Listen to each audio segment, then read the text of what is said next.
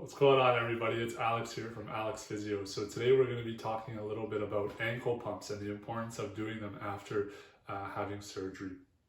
But before we talk about this, please, if you don't mind, hitting the like button, subscribe, and hit the bell notification to be alerted for more videos. It really helps my channel and it helps the channel grow. So thank you so much for doing that. So basically, after you've had surgery, there's always risks and complications after any surgery. And one of the ways that we can mitigate one of the biggest risks is doing ankle pumps. And ankle pumps are helpful for the risk of a blood clot. So after surgery, no matter what kind of surgery that you've had, there's always a risk of blood clots, which is also otherwise known as a deep vein thrombosis. And this is when blood pools to your legs, and because you aren't moving, because you've been sedated and you've been in the OR for X amount of hours, what happens is that blood can pool and stagnate, and that can lead to a blood clot forming. And the blood clots usually form in the veins. That's why it's called the DVT. And they do happen after surgery.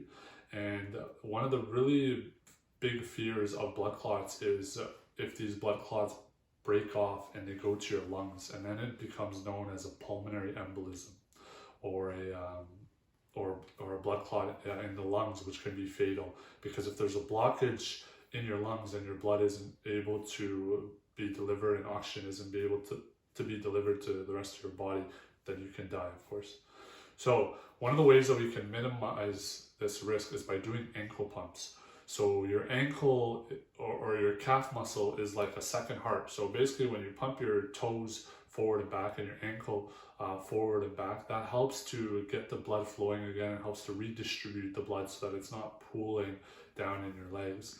And as a result, that can help keep the blood flowing and help to decrease the risk of a blood clot. So anytime that you've had a surgery, it's important that you're doing these ankle pumps. Now, of course, if you've had an ankle or a foot surgery, or even a lower leg surgery, then that would be very challenging and would be contraindicated for you to do these, just because you're not going to be able to move your ankle, or it's going to be in a cast and it's going to be in quite a bit of pain if you had an ankle fracture or something. But for most surgeries that you've had, if they're abdominal surgeries or surgeries that involve other limbs, or in your back, or if you've had surgery in your neck or any other body parts, it's imperative that you do this right after you wake up and once you have the surgery.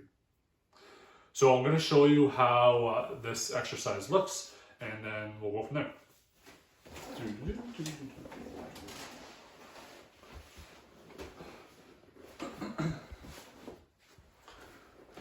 So a couple of key points is you want to try to make sure that your ankles are above the level of your heart. Now, if you do this when you're sitting, that's fine too. It's just to get the most bang for your buck. By having it above the level of your heart, you're getting more help from gravity, because gravity is now helping the fluid and the blood to help to travel back to your heart so that it can flow a little bit easier versus if you're just doing it with your feet on the ground.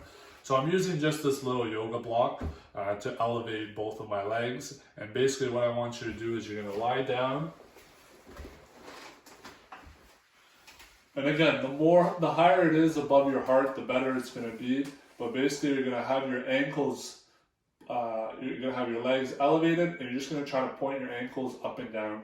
So that contraction of your calf muscle, by you pointing your toes up and down, that's stretching and shortening the calf muscle. And by you doing that, that's squeezing the veins and the vasculature that's in your legs, and it's helping to push that blood and fluid throughout the rest of your body. So try to aim for 20 to 25 of these and do them every hour. You can even go in and out as well, and even do circles. But the main one is just pointing up and down, because that's going to activate your calf muscles the most, primarily your soleus muscle and your gastroc muscle.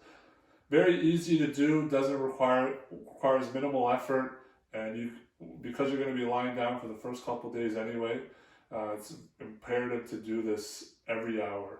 And then once you start feeling better after the first day or so, or even on the first day if you're able, try to get up and go for a walk, because that's going to give you even more bang for your buck, because now you're not only moving the calf muscles and moving the legs, but you're also moving your whole body.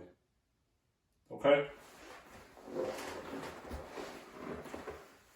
So let me know what you thought about that. Please leave a comment below or message me if you have any questions or concerns.